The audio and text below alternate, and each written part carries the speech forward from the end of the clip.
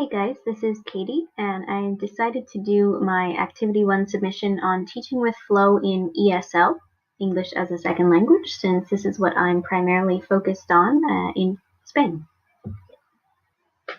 So during one of my research periods on teacherthought.com, one of the main points was that in simplistic terms, flow is where students find themselves in that narrow channel between disinterest and fear.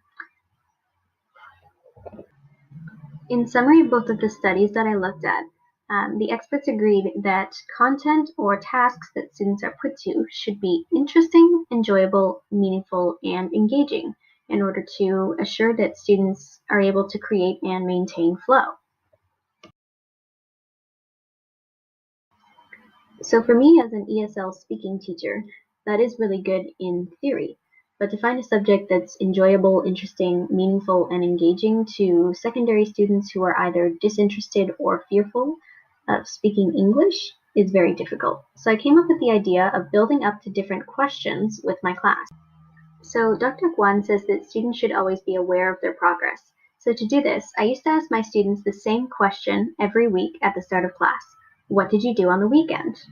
And most of them already know how to talk about this, so by allowing them to answer the same question, they were able to build up their vocabulary and improve the same question each week. Soon I began to notice that students were telling me about their weekend with ease, basically without even thinking about it, one of the principles of flow. But then I noticed that they were kind of getting disinterested in the subject. A lot of them thought their weekends were boring. So I started asking them two questions, the same one or a different question each week with an interesting topic to answer.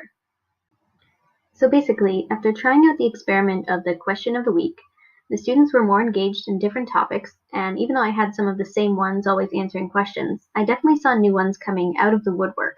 They were starting to talk about subjects that interested them, like their favorite movies or what they wanted to be when they were older, without even thinking about it. One final principle from Dr. Guan was that the activity or task that students are assigned should not produce anxiety. Now before, students were definitely anxious talking in front of their peers, but I did find that once they were given interesting and engaging topics, they stopped worrying about what their peers would think and just involved themselves in talking about things that they love. Thank you for watching this short presentation. As an ESL teacher who focuses primarily on speaking, I definitely rely on flow, both literal and figurative, in my classroom to assess my student performance, and I hope to learn more about this topic in the future.